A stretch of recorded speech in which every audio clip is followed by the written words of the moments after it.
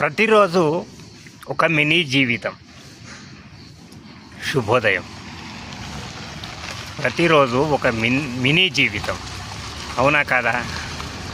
ప్రతిరోజులో కూడా కష్టం ఉంటుంది, సుఖం ఉంటుంది, నష్టం ఉంటుంది, బాధ ఉంటుంది, సంతోషం ఉంటుంది, విజయం ఉంటుంది, అపజయం ఉంటుంది. ఈ మినీ జీవితాన్ని మనం ఎంత వీలైతే అంత బాగుపరుచుకుంటే మనకంత మనశ్శాంతి, సంతోషం కదా. కాబట్టి ప్రతిరోజు ఈ మినీ జీవితంలో ఏం చేస్తే బాగుంటుంది, ఎంత శ్రమ పడితే బాగుంటుంది, ఏ పని చేస్తే లాభం ఉంటుంది,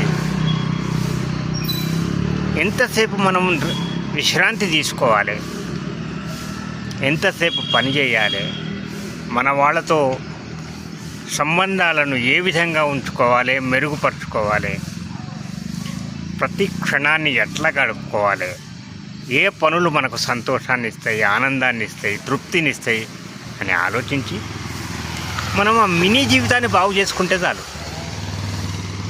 పడుకునేటప్పుడు రాత్రి హాయిగా ఎంతసేపు దైవనామస్మరణ చేయడమో, లేక మనకిన్ని వరాలను ఇచ్చిన దేవుడికి కృతజ్ఞత చెప్పడమో, ఇటువంటి పనులు చేసుకుంటే ఆ రోజు బాగుంటుంది. అంతే. అట్లాంటి రోజుల సంఖ్యను 1 నుంచి 2, 2 నుంచి 3, 3 నుంచి 10, 10 నుంచి 100, 100 నుంచి 1000 చేసుకుంటూ పోవాలి. చేసుకుంటూ పోయినప్పుడు మన జీవితం ఎంత బాగుంటుంది. కాబట్టి మనము మినీ జీవితాన్ని బాగు చేసుకుంటాం.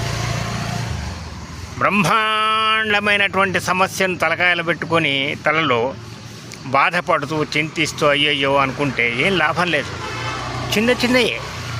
చిన్నగా మినీ జీవితాన్ని బాగు చేసుకున్నాం అంతే. ఉంటాను. శుభమస్తు.